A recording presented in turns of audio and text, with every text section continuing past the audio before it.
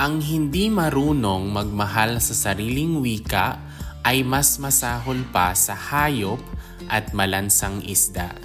That means he who does not love his own language is worse than an animal and a stinking fish. This saying emphasizes the importance of cherishing and preserving one's native language and culture. It suggests that neglecting one's language and heritage is a grave offense. Ang taong nagigipit sa patalim kumakapit. A person in dire straits will grasp at a knife's edge. When facing extreme difficulties or desperate situations, people may resort to risky or dangerous measures to survive or overcome their challenges. Ang taong nagigipit sa patalim kumakapit.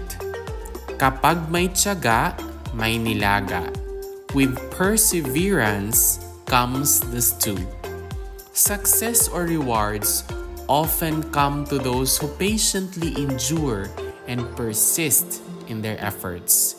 This saying underscores the importance of perseverance and hard work in achieving one's goals.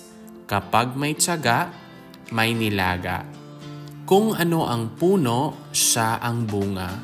As the tree, so is the fruit. This saying implies that a person's actions and behavior reflect their upbringing, environment, or influences. It suggests that one's character or qualities are often a result of their roots or origins. Kung ano ang puno, siya ang bunga. Ang hindi marunong lumingon sa pinanggalingan ay hindi makakarating sa paroroonan. He who does not look back to his origin will never reach his destination. Understanding and appreciating one's heritage, roots, or past experiences are essential for personal growth and success.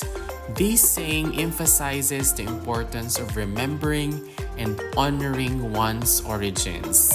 Ang hindi marunong lumingon sa pinanggalingan ay hindi makakarating sa paroroonan. Kung walang tiyaga, walang nilaga. Without perseverance, there is no stew. Success or achievement requires dedication, patience, and persistence. This saying emphasizes that rewards or results are not possible without sustained effort and determination. Kung walang tiyaga, walang nilaga. Ang hindi marunong magmahal sa sariling bayan ay higit pa sa malansang isda. He who does not love his own country is worse than a rotten fish.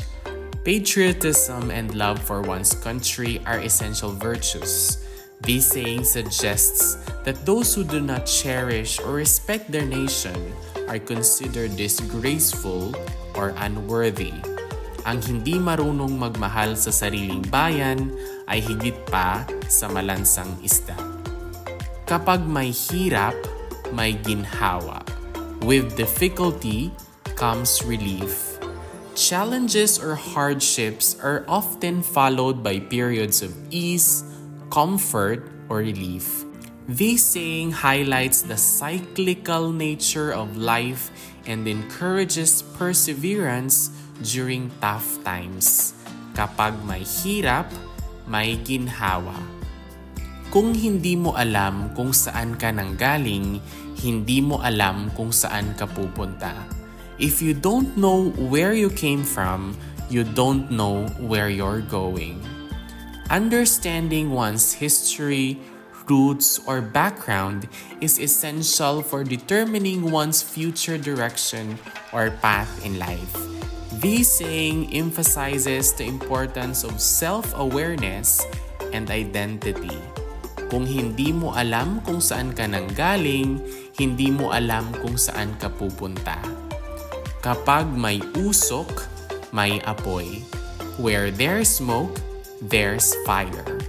This saying suggests that rumors, suspicions, or indications of trouble often have some basis in truth or reality. It warns against ignoring signs of potential problems or issues.